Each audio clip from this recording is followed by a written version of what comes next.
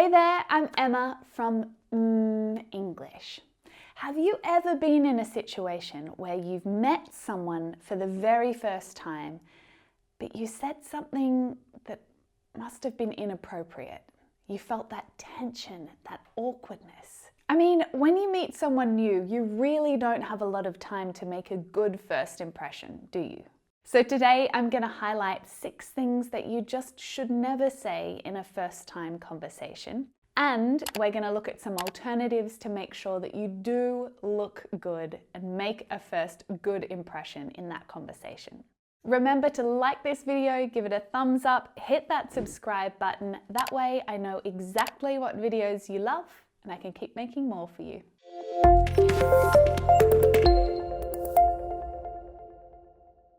In this video today, we're going to be talking about relaxed, friendly conversations, ones that take place every day at work, at school, at universities. But these are also the places where we feel most intimidated and nervous because we may be trying to impress someone or, perhaps it's a more formal context. So as I'm sharing these different expressions throughout the video, pay close attention to the tone, the intonation, and the way that I'm expressing these thoughts.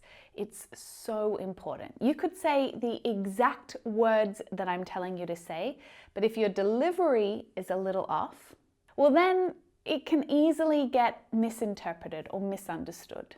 Make sure you try and repeat each sentence after me. Try to imitate the way that I say it.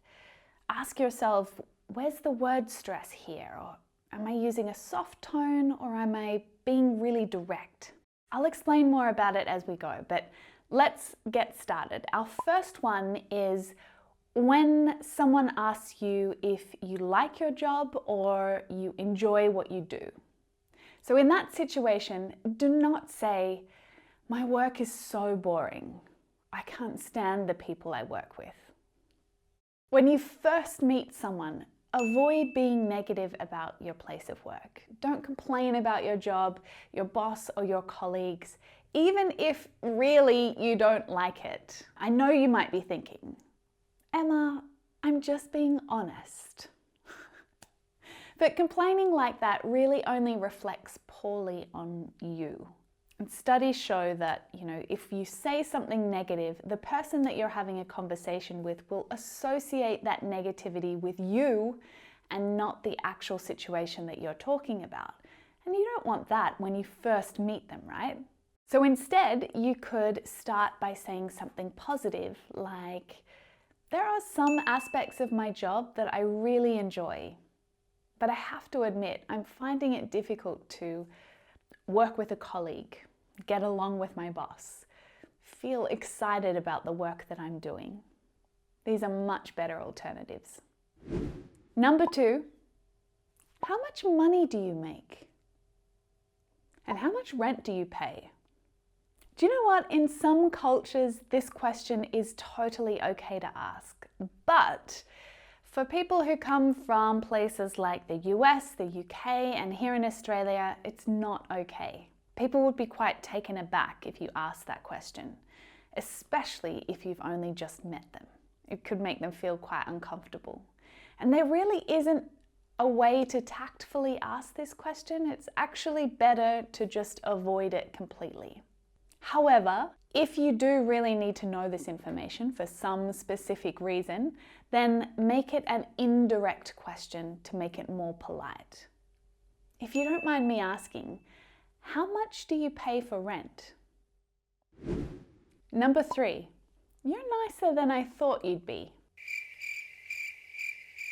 If you've heard about someone before you met them, or maybe you've seen them somewhere before, well, you might think that that's a really great way to start a conversation, that it's a way of paying a compliment.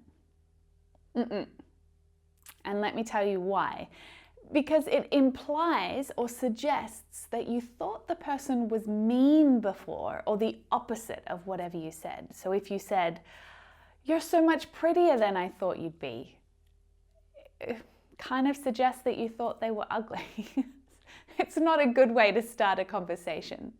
If you want to pay someone a compliment, then just keep it simple and say it straight. You're a lovely person. You're so kind. That way there's no confusion. All right, number 4. Sarah is really lazy. I mean, this applies to any negative comment about a colleague or a friend or a classmate. When you meet someone for the first time, you might point out friends or colleagues, other people in the office, and share some information about these people. But like I mentioned before, when you are going to say something negative about someone, that negativity just reflects on you, right? Even if you're talking about someone else, it just makes you sound not very nice yourself. So instead of saying that Sarah's lazy, you could say, we're all quite hard workers. Some work a bit harder than others. Notice I'm not saying any specific names.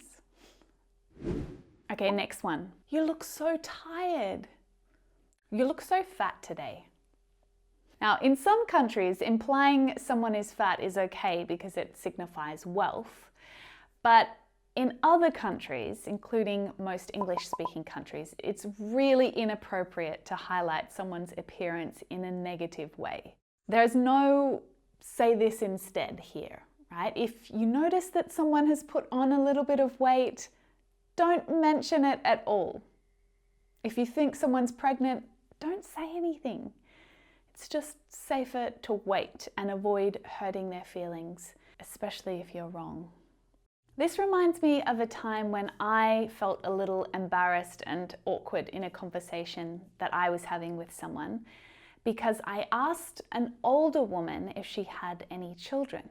She said no, but left the answer hanging there.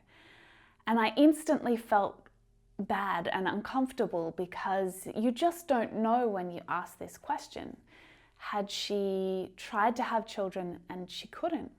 Maybe she wanted to, but she never found the right person, or something else. And after the awkward silence, she said, I know what you're thinking. Everyone always thinks that. But I'm really happy. I chose not to have children. I really love my life. That's also another example of a type of question that maybe is not always appropriate to ask when you first meet someone. You just don't know everyone's stories, the background, right? Whether or not you are upsetting them or making them feel uncomfortable. In that case, fortunately, it was just me feeling uncomfortable and I learned a lesson. Okay, so if you do meet someone for the first time and they look tired and you want to comment on it, well, you could first start by making a comment about yourself and say, I really struggled to sleep last night. How did you sleep?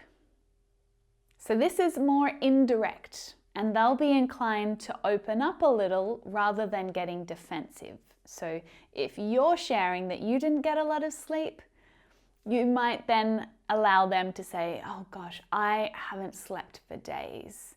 And it's probably then that you could say, yeah, you look a little tired, you look exhausted.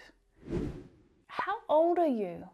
Now, in some cultures, this question is actually really important so that you know how to address the person that you're talking to. You need to use a certain pronoun to show respect.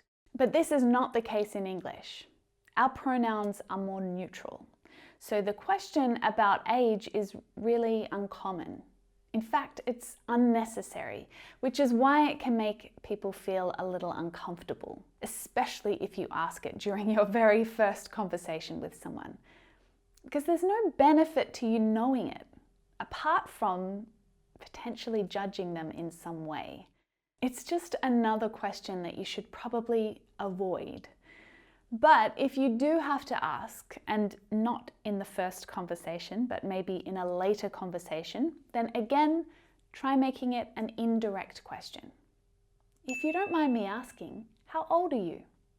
It's much more polite and it gives them the space to choose not to say anything. So I hope you enjoyed this lesson and that it helped you to learn a few new ways to express yourself during your first meetings and first encounters with new people that you meet. And look, if you have done some of these things before, don't worry about it at all. We all have. It's not the end of the world. And if you're ready to keep your conversation practice going, then make sure you join me right here in this next lesson. And if you like this video, give it a like, hit the subscribe button, turn on notifications so that you know when my next lesson is ready for you. I'll see you in there.